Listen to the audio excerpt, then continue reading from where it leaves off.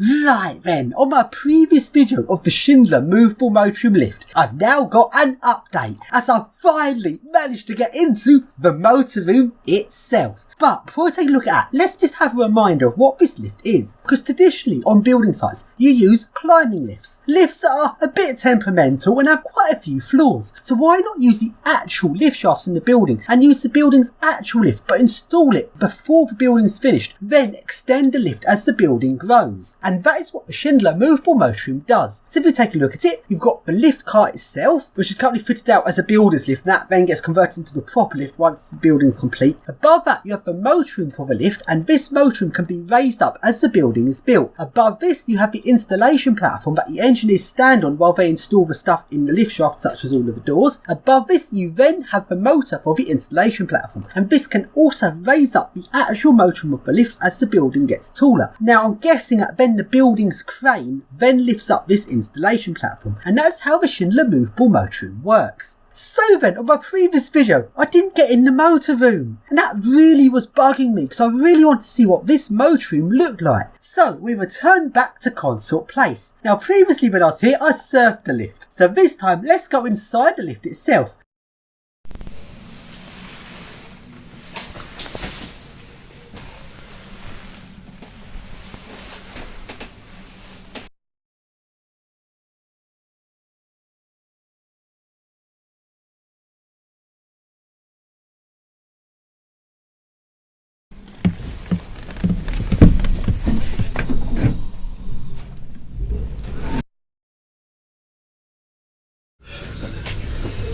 Where have you been tonight then, lads?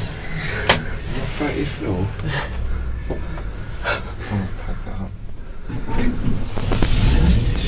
What's this floor for? So then, this lift goes about 2.5 meters a second. Now if you remember my video on top of the lift, the car top looks like it's designed for 6 meters a second. Why are they running it slower when it's being used as the builder's lift? Well, we go up to the motorroom, and let's now take a look inside of it. They actually keep the motorroom for the lift sort of in this box thing, and then the whole box is then lifted up. We go inside the motorroom box to discover the motor is a Zola beg. I was not expecting that. So they're not actually using the motor that a lift will use when the building's finished. They're using a temporary motor. I do find it a strange choice, because on Cone's rival to this system, the Cone jump lift, Cone actually use the actual motor that a lift will have when it's finished. But on the Schindler, they use a Zola beg generic motor. Now one reason I can think for this is notice how dusty this motor is. Despite the fact the motor is kind of a box to keep the dust out, the motor does seem like it's got quite a bit of builder's dust on it. So maybe that's a good thing they don't put in the final motor till after the building completes. Another thing in the motorroom is, notice this cabling arrangement. This lift uses 2-to-1 cabling, and this here is the ends of the cable running the lift, but the cable continues upwards. If you look on top, the cable goes up to this reel of cable. This is the spare cable, and as the motorroom lifts up, cable is then transferred from this reel of unused cable into the lift shaft to lengthen the cables. This is so I don't have to replace the cables every time the motorroom's raised up. I just transfer more of the cable from the unused reel to the active in-use lift shaft. So then, let's now take a look at the lift logic.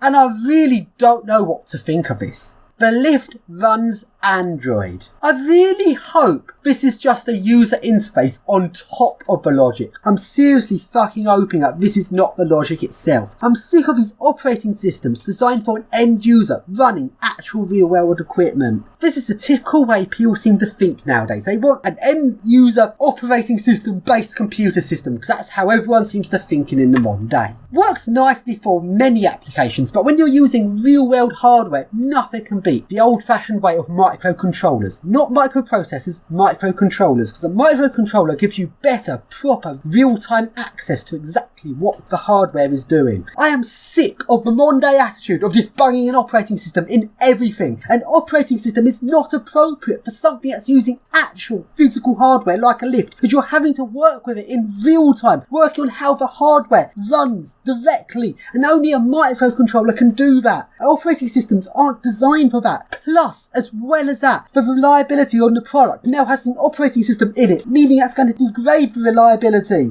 I am just lost for words. So I really hope this Android system is literally just the interface for the engineer. I seriously hope it's still got a proper microcontroller based system behind the scenes actually running a lift. But I don't know what to think of modern day stuff. It's got so far removed. I'd much prefer Schindler Myconic V. Myconic V was the best. The greatest lift logic of all time, and also Myconic MXGC is also very good. So Schindler, why move away from a product if you've done it perfectly? Just because it's modern doesn't make it better.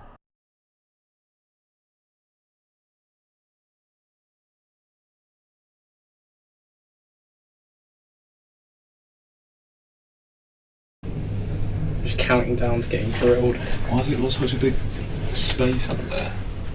Good space.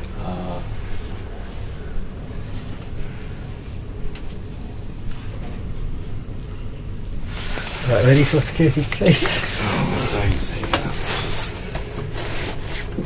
You know the way, because I really don't. Yeah, it's out here and left.